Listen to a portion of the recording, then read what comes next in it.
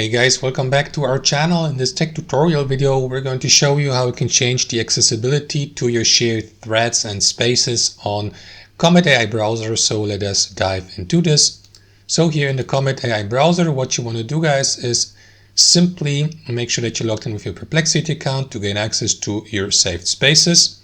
After that, navigate to Spaces and click into the space you would like to share, or for example change the accessibility for. You will see all shared spaces under that section here.